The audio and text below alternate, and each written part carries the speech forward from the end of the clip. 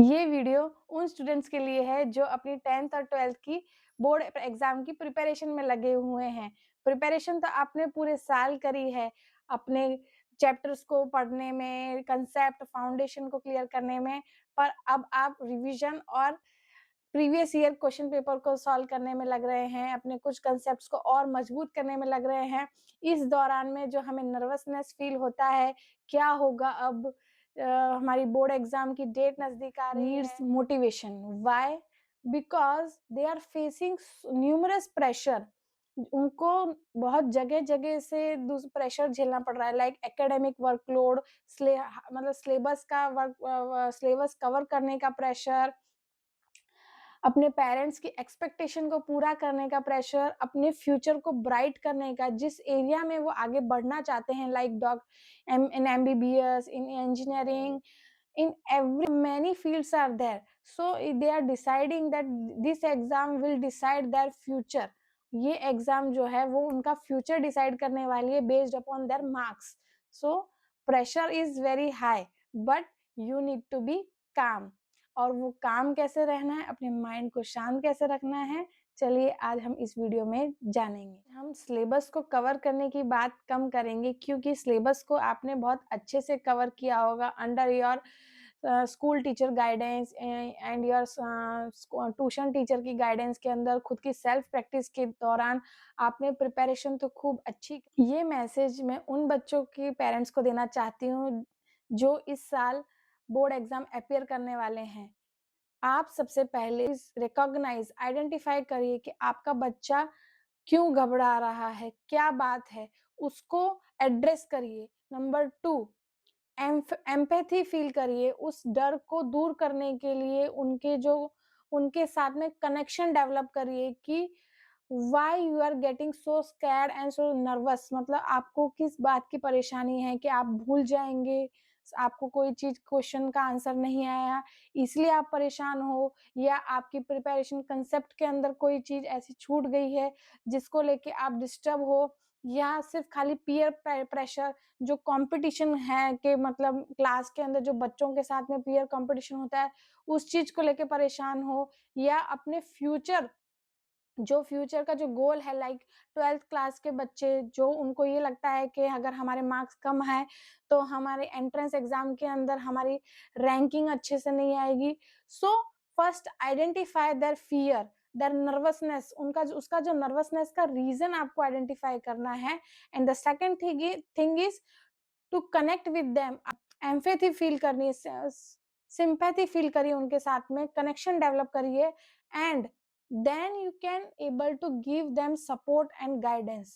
First you need to identify, then you can give support and guidance that no बच्चा, you should not worry about the future.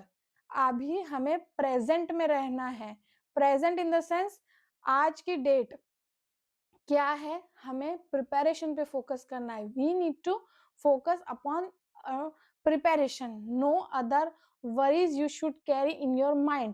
If you are carrying worry in your mind, then whatever you are learning and whatever you are carrying the concept and formulas, जो भी आप formulas याद कर रहे हो, concept clear कर रहे हो और याद करने की कोशिश कर रहे हो, वो worry के कारण हमें भूलने का, स्ट्रेस की वजह से हम उसे भूल सकते हैं और घबराहट में हम अपने क्वेश्चन को गलत रिप्रेजेंट कर सकते हैं. So this is the first step your parents should do. Parents को अपने बच्चों के लिए ये पहला स्टेप देना. Now next motivation is for the students who are going to appear for the board exams.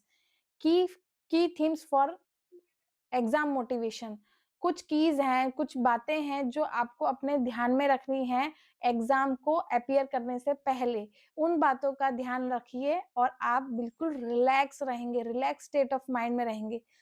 Number 1, trust your preparation. जो भी आपने प्रिपरेशन करी है एग्जाम के लिए, उस प्रिपरेशन पे भरोसा रखिए. जितना भी कवर किया है सिलेबस, आपने पूरा कवर करने की कोशिश करी है, और कुछ भाग ऐसे होते हैं, कुछ हार्ड कंसेप्ट, मतलब कुछ कंसेप्ट ऐसे होते हैं जो हमें हार्ड लगते हैं. अगर उस कंसेप्ट को अगर आपने छोड़ा है तो उसकी चिंता ना करके जो जो चीज़ पे आपने ध्यान दिया है, जो चीज़, जो कांसेप्ट, जो सिलेबस पे आपने इतना एनर्जी डाला है, उस कांसेप्ट पे भरोसा करिए। आप कोशिश करिए कि अपने सिलेबस को पूरे अच्छे से कवर करिए, but don't focus upon the part which you have not covered. First thing. Number 2, stay calm and focused. आपको सबसे इम्पोर्टेंट एग्ज़ाम में बैठने से पहले अपने आप को बहुत ही शांत और फ़ोकस रखना है। What you need to do? Stay calm and focus. Last minute panic बिल्कुल नहीं होना है। You don't need to be panic at the moment of the last minute. जैसे ही आप एंटर करेंगे, आपको ये फ़ील करना है, take a deep breath in and deep breathe out, and then you have to just focus, this is a part of a life, और ये एग्जाम हम अच्छे से करेंगे, अच्छे से आंसर करेंगे, and definitely we will gain the more marks in this exam. And अपने आप को थपथपाइए और बोलिए all is well, all is well, all is well, और मैं कर सकता हूँ, मैं कर सकता हूँ, I can do this. Third, carry a positive mindset. जब भी आप एग्जामिनेशन के वहाँ जाएं सेंटर पे, तो अपना माइंडसेट एकदम बिल्कुल पॉजिटिव रखना है। वहाँ पुलिस फोर्स खड़ी है और इतनी चेकिंग हो रही है, ये हो रहा है, वो हो रहा है, so don't get negative thoughts और पॉजिटिव, मतलब पैनिक नहीं होना है। ये क्या है, हमें तो बस जाना है, बैठना है, अपना आंसर एकदम फोकस माइंड से आंसर लिखना है। You need to be like a Arjuna. जो अर्जुन है, आपने सुना होगा महाभारत में अर्जुन जो है, वो अपने गुरु के कितने फेवरेट शिष्य थे, गुरु द्रोणाचार्य के फेवरेट शिष्य थे। क्यों?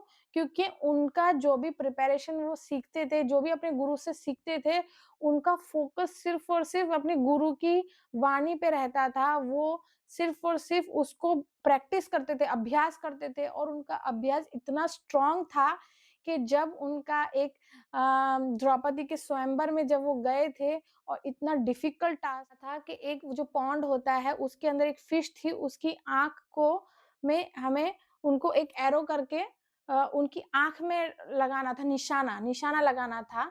सो yeah, the fish is surround rotating in the pond, and he has to look at the up, and ऊपर देख के उन्हें उनकी मछली की आँख पे फोकस लगाना था। सो सी हाउ कितना डिफिकल्ट था वो फोकस लगाना, but how he has done, how he has clear that tough test. कोई भी नहीं कर सकता था। किस तरीके से क्लियर किया? बाय फोकसिंग ऑन देयर गुरु, जो गुरु ने उनको सिखाया उस पे फोकस किया, और उसको फोकस करके सीख के, अच्छे से सीख के, और उसका अभ्यास किया, अभ्यास करके अपने माइंड को शांत करके, he has not even panic at all. बिल्कुल भी पैनिक नहीं हुए, और शांत मन से जब उन्होंने वो फोकस लगा के मछली की आंख पे निशाना लगाया, and that is the moment that everybody was pleased and happy by the incredible dhanur vidya dikhai. So now after hearing this story, I think most of the student have gained confidence and motivated. अब हम discuss करेंगे कि exam से कुछ दिन पहले की जो प्रिपरेशन है, उसे उसको किस तरीके से फोकस करना है। आपको स्मार्ट स्टडी करनी है। Smart study in the sense, number 1, you need to focus subject wise, the important chapters पे फोकस करना है, क्योंकि अब जो है वो टाइम निकल चुका है डिटेल वे में सिलेबस पे काम करने का। So focus on important chapters और each subject wise. 2, practice previous year question papers. जो काफी सालों के जो प्रीवियस ईयर के जो क्वेश्चंस हैं, उन्हें प्रैक्टिस करिए, ताकि आपका कॉन्फिडेंस बढ़े। उसका भी आप ऐसा नहीं है कि if you are not able to solve any question while practicing this previous year question, so you don't need to lose the hope. उस दौरान आपको अपना होप लूज नहीं करना है। Why I am not getting the answer and this and that, don't get panic. With the calm mind, with the focus mind, you have to do, you have to focus upon your efforts. अपने efforts पे focus डालिए कि I am trying to solve this question, so let me solve this. If not happening, no problem, next go to the next question. आप दूसरे questions पे जाइए, but panic होके अपने आप को डिस्टर्ब मत फील करिए, स्ट्रेस आउट मत फील करिए। आपको बस प्रैक्टिस करनी है। You need to practice like an Arjuna. Okay, understand the concept. Concept को समझ के उसे याद करेंगे तो वो आपको जरूर याद रहेगा। Don't try to mug up everything. हर चीज को रट्टा मार के हम करेंगे, एवरीथिंग वी आर डूइंग रट्टा रट्टाबाजी, that will not work. So try to understand the concept behind the every theory, every chemicals in chemistry, physics, biology, math की फॉर्मूलाज, उसके मैथ के सॉल्व करने की जो टेक्निक है, ट्रिक्स है, उसको रिमेम्बर रखिए आप कि इसको ऐसे क्वेश्चंस आएंगे तो किस तरीके से सॉल्व करना है। हिस्ट्री में आप ट्राई करें कि इंस्टेड मगअप तो करना ही है, उसमें याद तो करना ही है, but how the creativity you can do in that to remember the concept. जो किंग्स के और जो भी नाम होते हैं उसमें पास्ट का जो हमारे कितने लोगों ने लड़ाई करी, लड़ाके, उन सबके नाम याद करना, that is difficult only, but still you can create your creativity to remember their name and year also. So best आपको लास्ट मिनट के लिए जो स्मार्ट स्टडी जो का जो कुछ टिप्स थी वो मैंने share. The next part is how you can write your answers. आप किस तरीके से आंसर्स अपने बोर्ड एग्जाम पेपर में लिखेंगे जिससे आप अपने एग्जामिनर को इम्प्रेस कर सकते हैं with your answers. Let me tell you now. Number 1, अपनी हैंडराइटिंग को बिल्कुल नीट एंड क्लीन हैंडराइटिंग के साथ में आपको अपना पेपर लिखना है। नंबर 2, पॉइंट वाइज और हेडिंग्स डाल के और क्लियर पॉइंट्स को मेंशन करते हुए आपको आंसर लिखना है।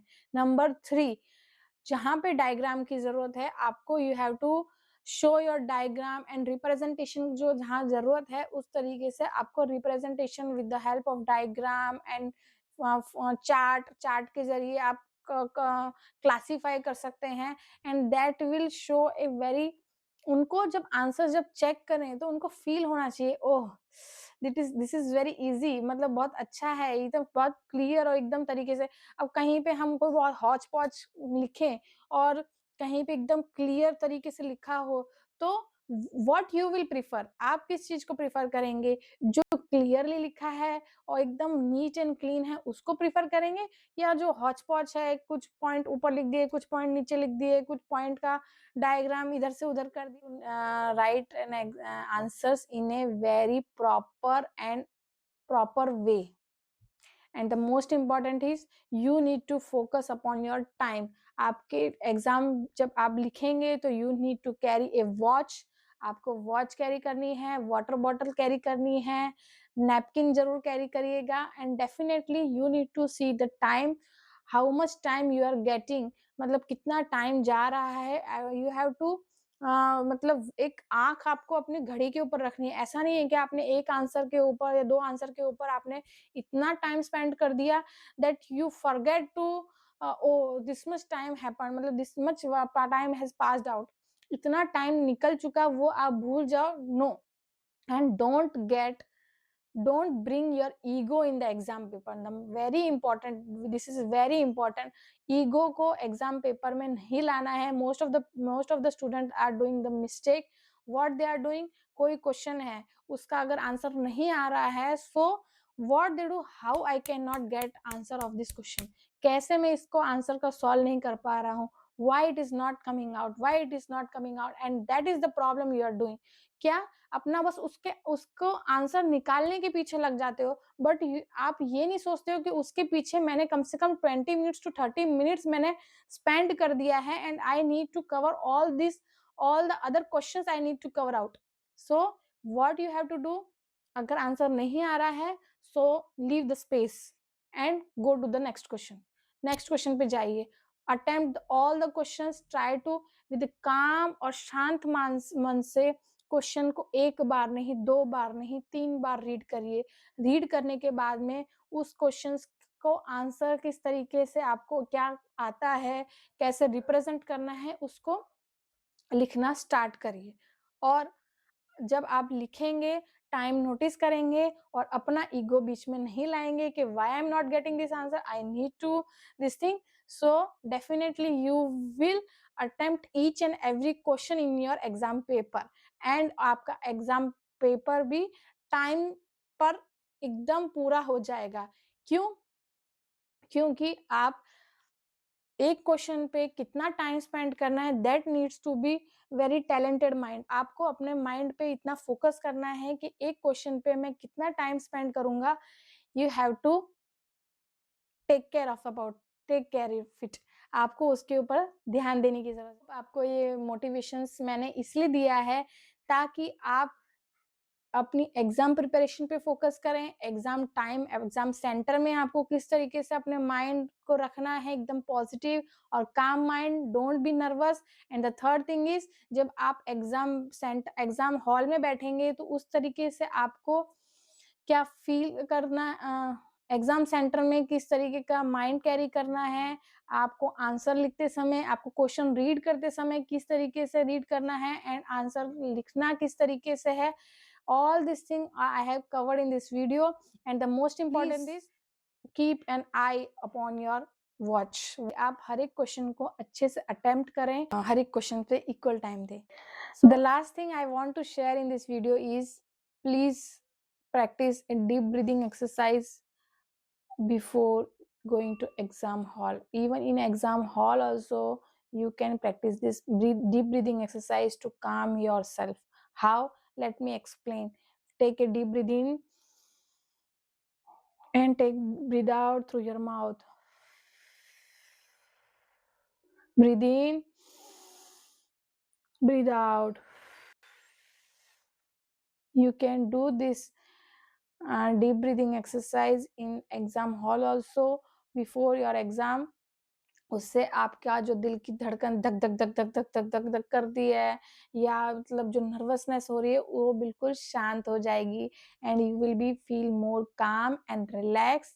सो ये टेक्निक बहुत काम करती है, please try it. Okay, so all the best to all the students who are going to appear in this board exam for 10th and 12th, and आपके पेरेंट्स को भी बेस्ट ऑफ लक। वो आपको motivate करेंगे, आपके साथ रहेंगे। Hope आपको ये वीडियो पसंद आया होगा, सो प्लीज लाइक करें, शेयर करें और सब्सक्राइब करें। मिलते हैं अगले वीडियो में। जय श्री राम।